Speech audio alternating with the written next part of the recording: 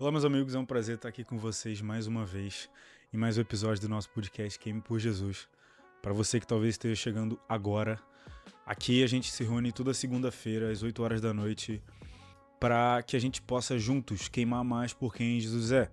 E como nós fazemos isso sempre? Através da palavra. Porque, como eu sempre repito, a palavra de Deus é a lenha que vai te manter queimando. E o objetivo é que a gente possa ter esse espaço aqui para poder te ajudar. E a segunda, para que você possa pegar um impulso na semana para você continuar queimando todos os dias por Jesus, meus amigos, porque é possível. Então eu já te convido a deixar um like, a compartilhar esse vídeo com alguém que você sabe que você precisa compartilhar sobre esse assunto e convido você a se juntar a esse movimento para que a gente possa espalhar o evangelho verdadeiro, não só pelo Brasil, mas também pelo mundo.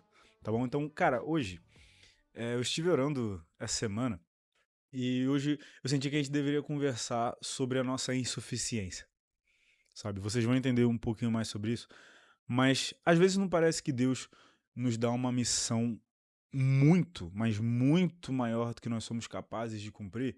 Às vezes parece que ele pede coisas de nós que nós nunca nos imaginamos fazer, né? Eu costumo até brincar com meus amigos, cara, não fala que você é tímido não, porque senão Deus vai acabar mandando você liderar uma igreja, sabe? Mas a gente brinca, mas Deus costuma fazer exatamente esse tipo de coisa, dar ordens impossíveis de se cumprir sozinho. E Jesus tinha muito esse costume, ele dava umas ordens, ele dava uns conselhos, ele dava umas dicas que parecem absurdas, como um ser humano pode fazer isso. E esse foi um costume que certamente Jesus pegou do seu pai. Porque Deus, ao longo do Velho Testamento, também dava ordens que pareciam extremamente impossíveis de seguir, sabe? Então, todas essas vezes que Deus, que Jesus nos dá uma ordem que parece muito difícil da gente cumprir, existe um convite por trás. Existe um convite de amor por trás. E é sobre isso que a gente vai conversar hoje. E eu queria começar com o exemplo da mulher adúltera. Né? Havia ali uma mulher adúltera que seria apedrejada. Só que aí chega Jesus. E aí os mestres, os fariseus, tentam armar uma armadilha para Jesus e dizer: Ah, Jesus, você não é o bonzão? Então essa mulher deveria ser morta de acordo com a lei. Será que você vai contra a lei de Moisés? O que Jesus faz? Ele se ajoelha, começa a escrever no chão, na areia, e aí ele fala a grande frase: aquele que não tem pecado, atire a primeira pedra. E aos poucos todos vão deixando as pedras e indo embora. Só que o ponto que eu quero trazer aqui, principal, que a gente vai usar hoje nessa história toda, é justamente a parte que Jesus conversa com aquela mulher adúltera no final. Porque Jesus fala: mulher, onde estão os teus acusadores? E ela fala: não sobrou nenhum. E Jesus fala: nem eu te acuso. E a ordem que ele dá no final para ela é: vá e não peques mais. Amigos, é sobre isso que eu quero falar. Que ordem é essa? Como é que Jesus pode pedir para aquela mulher pecadora: vá e não peques mais? O pedido de Jesus é que ela não pecasse mais, mas como nós poderíamos fazer algo assim? É uma ordem impossível. Quer ver? Eu separei aqui algumas outras ordens de Deus que parecem muito impossível da gente cumprir. Por exemplo, tem uma vez que Deus ele fala assim: sejam santos como eu sou santo. Uma vez não, né? Várias vezes ele fala isso ao longo da Bíblia. Amigos, não é só ser santo, é ser santo conforme os padrões celestiais do nosso Deus. O pedido de Deus é: se assemelhem a mim em minha santidade. Gente, como é que a gente vai fazer uma coisa dessa? Sabe? Outro, amem uns aos outros como eu os amei. Isso é o que Jesus fala para os discípulos, que o mundo os reconheceria conforme eles amassem. E ele fala: amem uns aos outros como eu os amei. Isso é diferente da ordem: amem aos outros como a si mesmo. Ame ao outro como a si mesmo. É diferente. Porque amar o outro como a si mesmo, eu acho que até vai, até você entende. Mas amem uns aos outros como eu amei vocês. Gente, quem consegue medir o quanto Jesus nos amou? A gente não tem só que medir o quanto Jesus nos amou, a gente tem que copiar esse amor através da nossa vida com outras pessoas. Olha essa missão. E existe uma missão final em Mateus 28, lá em Marcos 16 também, que Jesus fala: ide e pregai o evangelho a toda criatura. Sabe, eu tava conversando com um amigo até esses dias, Como é que a gente vai fazer isso? Como é que eu vou proclamar o evangelho? Como se explica a beleza do evangelho em palavras? É como se eu tentasse explicar como é a doçura. É como se eu tentasse explicar o que é a beleza. Então, como a gente vai cumprir essas missões impossíveis? Gente, vou falar pra vocês o que o Espírito Santo tem falado comigo. O ponto é justamente que seja impossível. Sabe por quê? Você já parou pra pensar que Jesus encontra com várias pessoas, cura várias pessoas, e depois talvez aquelas pessoas nunca mais vissem Jesus? Você já pararam pra pensar nisso?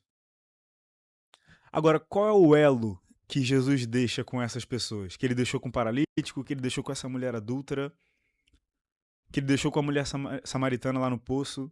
Qual é o elo que Jesus deixa para que ele nunca perca a conexão com aquelas pessoas, mesmo que aquelas pessoas nunca o vejam novamente?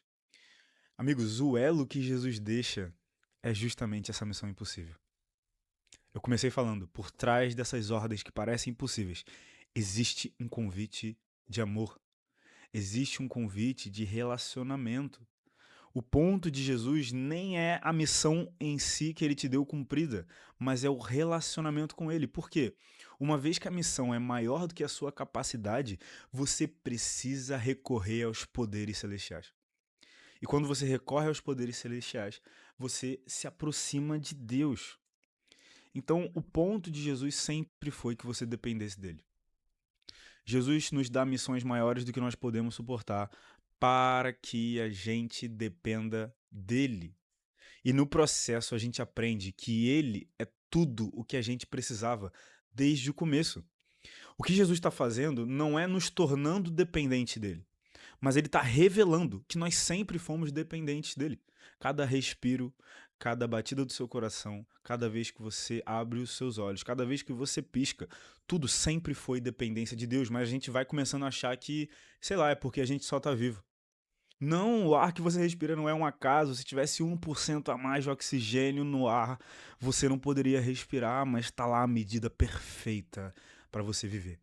O dom da vida é sustentado por Deus. Então, Jesus não coloca em você dependência, mas ele revela, ele abre os seus olhos que você sempre foi dependente. Então, quando ele fala para a mulher adúltera, vai e não peques mais, a única, o único jeito que ela tem de fazer isso é voltando os olhos dela para Jesus. Quando Jesus fala para o homem paralítico, para o ex-paralítico, seus pecados estão perdoados. A única coisa que aquele homem tem a fazer é olhar para Jesus para não voltar à sua vida de pecado. Eu vou dar um exemplo para vocês que vai ajudar vocês a entenderem um pouco melhor isso aqui. É uma ilustração, tá? Imagina assim. Imagina que tem um pai com um filho bem pequenininho. E esse pai quer lavar o carro. Um sábado assim. Ele quer lavar um carro um sábado ensolarado.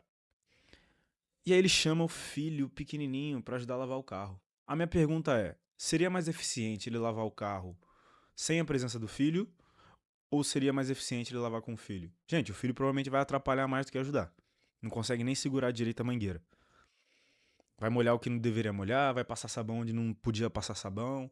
E aí o pai vai ter que ficar de olho para ver se ele não vai correr pro meio da rua. Dá mais trabalho pro pai. Vocês compreendem isso? Só que por que o pai deseja que o filho ajude ele nessa tarefa que não necessariamente é o jeito mais eficiente? Porque o objetivo do pai não é lavar o carro. O objetivo do pai era gerar um relacionamento mais profundo com o filho. Gente, fala a verdade aqui. Tu acha realmente que tu ajuda Deus mais do que tu atrapalha? Quando Deus te manda assim, vai pregar pra aquela pessoa, tu vai lá pregar pra ela. Tu acha que não era mais eficiente se o Espírito Santo fizesse algo sobrenatural sozinho e aquela pessoa tivesse uma revelação, assim como Jesus fez com Paulo? Não é mais eficiente? Gente, Jesus não precisou nem falar muita coisa. Jesus apareceu, Paulo se converteu. Foi isso que aconteceu. Então, não seria mais eficiente que ele não precisasse de nós nessa missão? Talvez fosse mais eficiente, mas o ponto de Deus não é a conclusão da missão.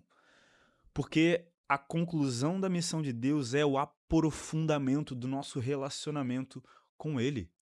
Então, se Deus te chama para as missões, O ponto não é você evangelizar as nações apenas, mas o ponto é que nesse processo você encontre a sua satisfação, a suficiência da sua satisfação em Deus. Então, o ponto de Deus te dar missões maiores que você pode suportar é que você encontre nele refúgio, descanso, deleite, prazer. É que você saiba que, no fim das contas, ele é tudo que você precisa e tudo que você sempre precisou. E aí você se livra daquele fardo, daquela pressão de performar. Gente, em João 15, Jesus fala: Eu sou a videira, vocês têm que estar conectados a mim, porque sem mim vocês nada podem fazer. E é isso que Jesus tenta mostrar. E às vezes ele vai deixar com que a gente bata de cara na parede para mostrar pra gente que nós precisamos dele, assim como um peixe precisa das águas, assim como a planta precisa estar fincada num solo nutritivo. Nós precisamos estar em Cristo Jesus. Olha só, em Lucas 18, no versículo 26, tá lá Jesus falando sobre como é difícil um rico entrar no reino dos céus. E aí fazem uma pergunta para ele, perguntam assim: Jesus, então quem pode ser salvo? E aí Jesus responde: o que é impossível para o homem é possível para Deus. E é assim que a gente usa esse versículo. Gente, é impossível parar de pecar. É impossível ser santo como Deus é santo. Mas o que é impossível para o homem é possível para Deus. Nós precisamos até do Espírito Santo para obedecer ao Espírito Santo. Nós precisamos do Espírito Santo para entender o que Cristo quer de nós. E nós precisamos do Espírito Santo para obedecer a Deus. Essa é a pura realidade. E Deus coloca desafios na nossa vida para que a gente se aprofunde no conhecimento de Deus. Uma vez que a gente entende isso, a gente passa mais tranquilo pela prova. A gente canta igual a música do irmão Lázaro. Eu vou passando pela prova dando glória a Deus. Tá bom? Galera, esse foi mais um episódio bem curtinho hoje. Mais um episódio do nosso podcast Quem por Jesus. Então, mais uma vez, se você gostou, cara, deixa um like. Tu tá até aqui, tu não tá inscrito ainda, você tá de brincadeira, se inscreve. Manda esse vídeo pra alguém, para ajudar a gente a continuar crescendo, para que a gente possa espalhar o amor de Jesus para mais pessoas. Amém? Amigos, foi um prazer estar aqui com vocês. Aqui tá mais um vídeo, se você quiser continuar assistindo, e aqui tá o canal para você se inscrever. Fechou? É um prazer estar com vocês, boa semana. Fiquem com Deus.